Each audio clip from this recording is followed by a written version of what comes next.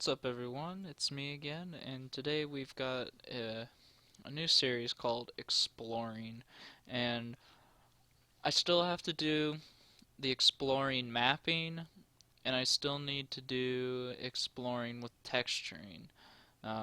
Right now we're going to be exploring kind of texture editing, and this is as important as a lot of other things when you're working in Photoshop and you're making all these things.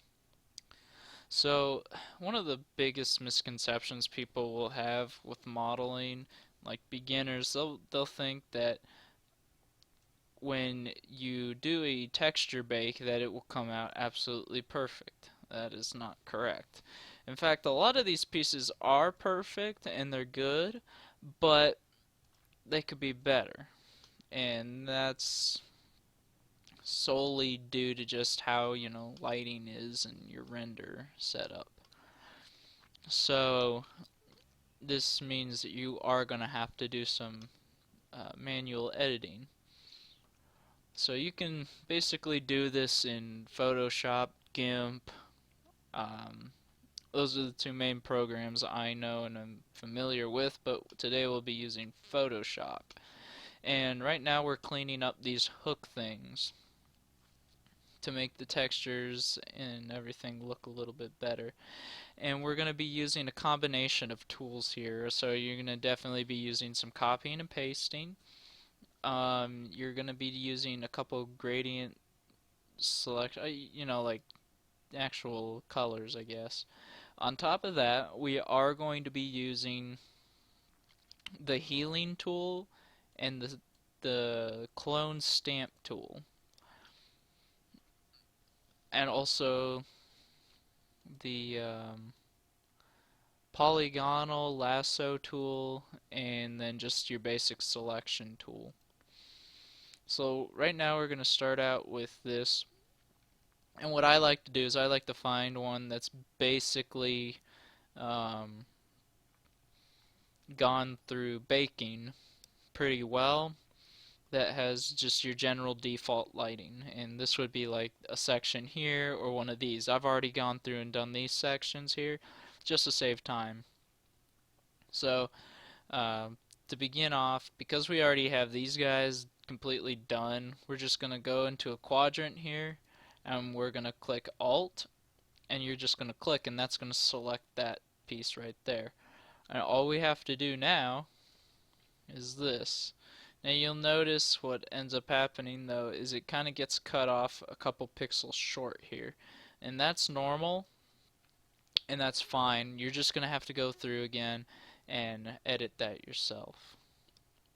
And in order to do that, all you have to do is just come back over here, line up, select the quadrant, and then continue on.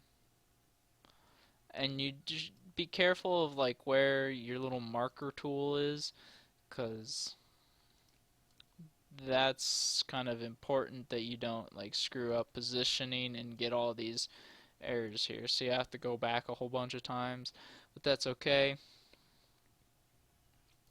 So I'll select that quadrant there, and we'll actually have to go through like this.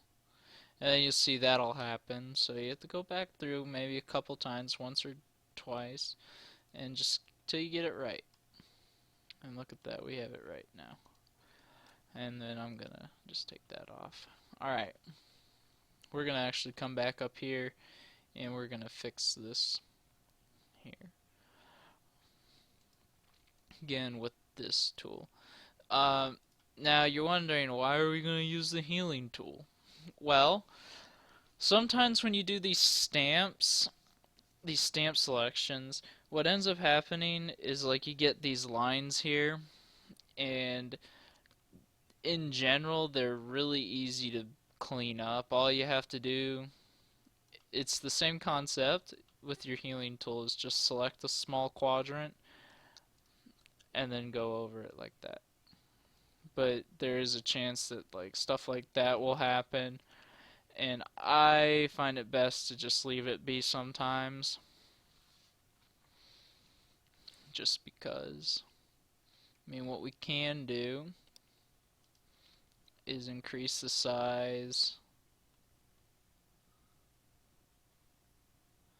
by about 25 pixels. We'll select the quadrant up here, and we'll just go through it like that. But you see, like, it'll give you weird errors like that. So I find it best just to kind of leave it be, unless it's super noticeable. So now if we come here and we do our save, when we go to view it now, it actually shows up pretty well.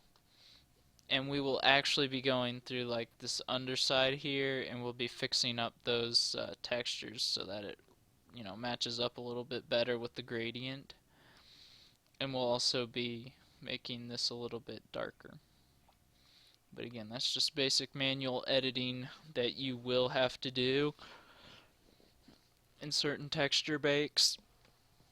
So it's alright if you have to do that, it's not the end of the world. Just be aware that that's something you're going to have to do. So, a more difficult section that I'm actually going to have to do later on is this here. And this is this little tail light thing. If I bring up my UV template, I'll basically just select everything and go from there. Shouldn't be too hard. And then I'll put like I'll draw out my own shadow where I think the fire extinguisher is sitting. So that's just a quick little tutorial on basic texture editing to make things look right that don't necessarily come out right. One thing I always suggest doing before you use the healing tool is to go ahead and use the stamp tool, get it as best as you can, and clean it up with the healing and various other tools that you have.